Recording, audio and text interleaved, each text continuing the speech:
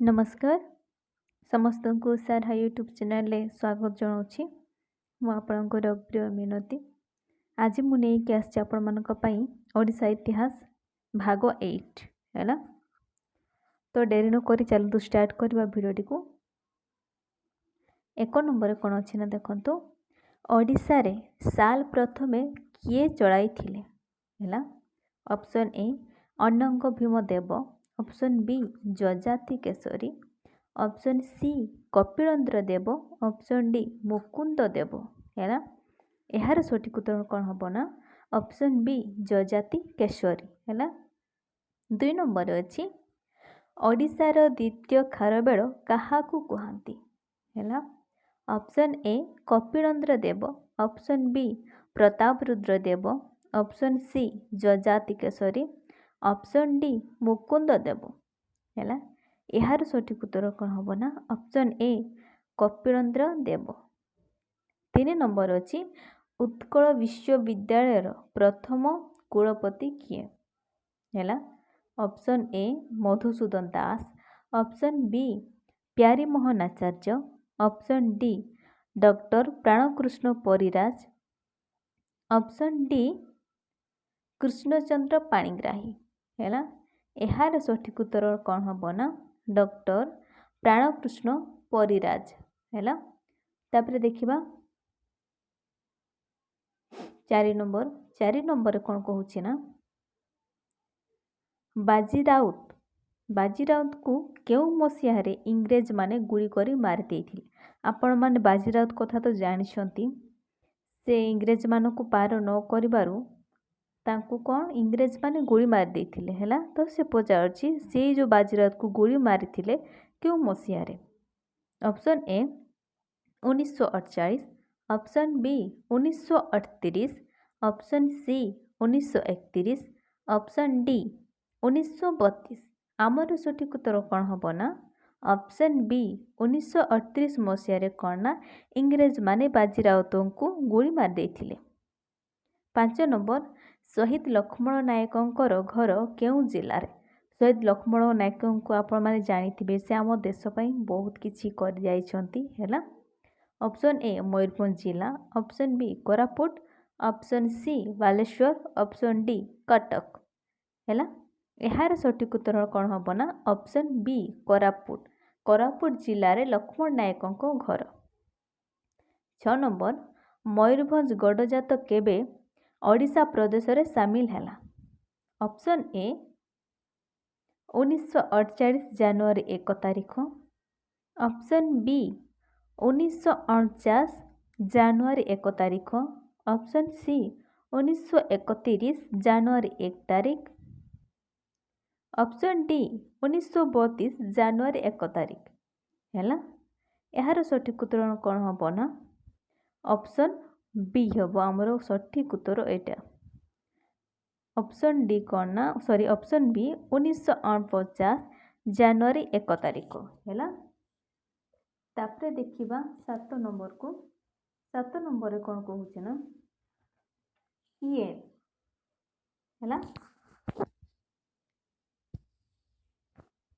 देखो तो 7 नंबर टिके खाली 7 नंबर कौन कहूँ ना किए 1930 मसीह लंडन गोलटेबुल बैठक रे जोगदे ओडिशा को गोटे स्वतंत्र राज्य दाबी करथिले हैला। Option A Mahatma Gandhi, option B Netaji Subhash Chandra Bose, option C Pyarimohan, option D Maharaja Krishnachandra Gajapati Narayan Dev हैला। यार सठिक उत्तर कौन हम ना ऑप्शन डी महाराज कृष्णचंद्र गजपति नारायण देव कौन ना ओडिशा माने 1930 मसीह देखि आपण जानिथिबे 3 थर गोलटेबुल बैठक बसतिला। से 3 थर भितर 1930 मसीह जो गोलटेबुल बैठक कोठारे लंडन ठारे जो बसीथिला सेई गोलटेबुल बैठक रे कौन ना ए महाराज कृष्णचंद्र गजपति नारायण देव कहिले सेतेबेले दाबी कले जे से ओडिशा गोटे स्वतंत्र राज्य हो बोली हैला। 8 नंबर 1835 मसीह होइथिबा घुमुसर विरोधर ବିଦ୍ରୋହର ନେତୃତ୍ୱ କିଏ ନେଇଥିଲେ? ହେଲା, ନେତୃତ୍ୱ କହିଲେ କ'ଣ ନା ସେଇ ଯେଉଁ ଘୋମସର ବିଦ୍ରୋହ ହୋଇଥିଲା ବା ଯୁଦ୍ଧ ହୋଇଥିଲା ତାର ଦାୟିତ୍ୱ କିଏ ନେଇଥିଲେ? Option A Mahatma Gandhi, option B Laxman Nayak, option C Dahara Bishoyi, option D Subhash Chandra Bose. ଏହାର ସଠିକ୍ ଉତ୍ତର କ'ଣ ହେବ ନା ଅପସନ୍ ସି ଦହରା ବିଷୟୀ। ହେଲା, ଯଦି ଭିଡ଼ିଓଟି ନୂଆ ଅଛନ୍ତି ତାହେଲେ ଲାଇକ୍ ସେୟାର କମେଣ୍ଟ କରନ୍ତୁ ଆଉ ସବସ୍କ୍ରାଇବ୍ ମଧ୍ୟ ଚ୍ୟାନେଲଟିକୁ କରିନିଅନ୍ତୁ। ହେଲା, 9 ନମ୍ବରରେ କ'ଣ ଅଛି ନା 9 ନମ୍ବରରେ ଅଛି କେନ୍ଦୁଝରର କେଉଁ ଆଦିବାସୀ ନେତା ବ୍ରିଟିଶ ଶାସନ ବିରୁଦ୍ଧରେ ବିଦ୍ରୋହ କରି ଫାଶୀ ପାଇଥିଲେ? ହେଲା, ସେ କ'ଣ କହୁଛି ନା କେଉଁ ଆଦିବାସୀ ନେତା ମାନେ ବ୍ରିଟିଶ ମାନେ ଯେଉଁ ଶାସନ କରୁଥିଲେ ତାଙ୍କର ବିରୋଧରେ କ'ଣ ଯୁଦ୍ଧ କରି ସେ ଫାଶୀ ପାଇଥିଲେ ବୋଲି କହୁଛି। Option A Laxman Nayak, option B Ratna Nayak, option C Birsa Munda, option D Sunaram Soren. ହେଲା, ତ ଆପଣମାନେ ଜାଣିଛନ୍ତି ଲକ୍ଷ୍ମଣ ନାୟକଙ୍କୁ ମଧ୍ୟ ଫାଶୀ ଦିଆଯାଇଥିଲା। ହେଲା, ଏମିତି 2-3 ଜଣ ମାନେ କ'ଣ 2-3 ଜଣ ନେତାଙ୍କର ଫାଶୀ ହୋଇଯାଇଥିଲା।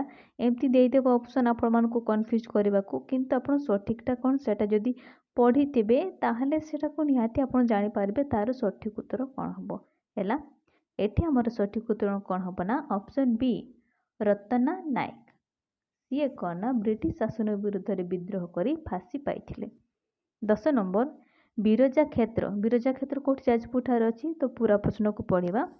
ବିରଜା କ୍ଷେତ୍ର ଯାଜପୁରରେ କେଉଁ ରାଜା କନୌଜରୁ 10,000 ବ୍ରାହ୍ମଣଙ୍କୁ ଆଣି ଏକ ଯଜ୍ଞର ଆୟୋଜନ କରିଥିଲେ?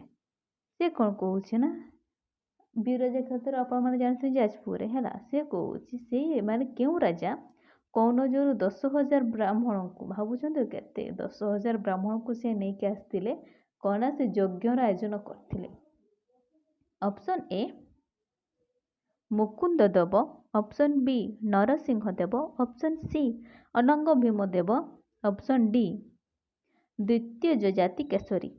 ହେଲା, ଏହାର ସଠିକ୍ ଉତ୍ତର କ'ଣ ହେବ ନା ଆମର ଅପସନ୍ ଡି ଦ୍ୱିତୀୟ ଯଯାତି କେଶରୀ କ'ଣ ନା 10,000 ବ୍ରାହ୍ମଣଙ୍କୁ ଆଣି ଯଜ୍ଞର ଆୟୋଜନ କରିଥିଲେ।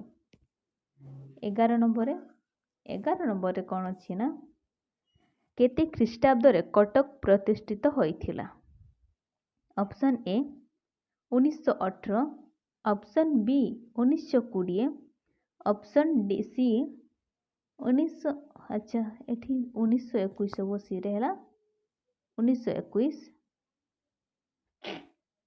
ତାପରେ ଡି 999। ଆମର ସଠିକ୍ ଉତ୍ତର କ'ଣ ହେବ ନା ଏଠି ଅପସନ୍ ଡି 999।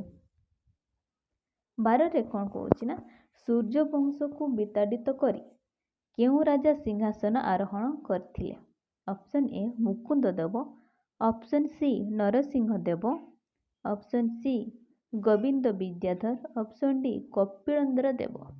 ହେଲା, ଏହାର ସଠିକ୍ ଉତ୍ତର କ'ଣ ହେବ ନା ଅପସନ୍ ସି ଗୋବିନ୍ଦ ବିଦ୍ୟାଧର କ'ଣ ନା ସୂର୍ଯ୍ୟବଂଶକୁ ବିତାଡ଼ିତ କରି ମାନେ ତଡ଼ି ଦେଇ ସେ ସେଇ ସିଂହାସନକୁ ରାଜ୍ୟର ସିଂହାସନକୁ ଆରୋହଣ କରିଥିଲେ। ତାପରେ 13 ନମ୍ବରରେ କ'ଣ ଅଛି ନା ସୋମବଂଶର ରାଜାମାନେ କେଉଁ ନାମରେ ପରିଚିତ ଥିଲେ? ଅପସନ୍ ଏ କେଶରୀ ବଂଶ, ଅପସନ୍ ବି ସୂର୍ଯ୍ୟବଂଶ, ଅପସନ୍ ସି ଗଙ୍ଗା ବଂଶ। ଜାଣିକି ଏହାର ଅପସନ୍ଟିକୁ ମୁଁ 3ଟି ରଖିଦେଇଛି। ଏଇ 3ଟି ଭିତରୁ କ'ଣ ମାନେ ଉତ୍ତରଟା କ'ଣ ହେବ ଆପଣମାନେ ମୋତେ କମେଣ୍ଟ ମାଧ୍ୟମରେ ଜଣାଇବେ। ହେଲା, ତ ଆଜିର ଭିଡ଼ିଓ ଏତିକି ଥିଲା। ଆଶା କରିବି ଆପଣଙ୍କୁ ଭିଡ଼ିଓଟି ଭଲ ଲାଗିଥିବ। ଯଦି ଭିଡ଼ିଓଟି ଭଲ ଲାଗିଥାଏ ତାହେଲେ ଲାଇକ୍ ସେୟାର କମେଣ୍ଟ ନିହାତି କରିବେ। ଯଦି ଚ୍ୟାନେଲରେ ନୂଆ ଆସୁଛନ୍ତି ତାହେଲେ ସବସ୍କ୍ରାଇବ୍ ନିହାତି କରିଦେବେ। ଯଦି କିଛି ଭିଡ଼ିଓରେ ଭୁଲ ରହିଯାଇଥାଏ ତାହେଲେ କମେଣ୍ଟ ମାଧ୍ୟମରେ ମୋତେ ଜଣାଇବେ। ମୁଁ ସେ ଭୁଲଟିକୁ ସୁଧାରିବାକୁ ଚେଷ୍ଟା କରିବି। ତ ଆଜିର ଭିଡ଼ିଓକୁ ମୁଁ ଏଇଠି ଶେଷ କରୁଛି। ଧନ୍ୟବାଦ।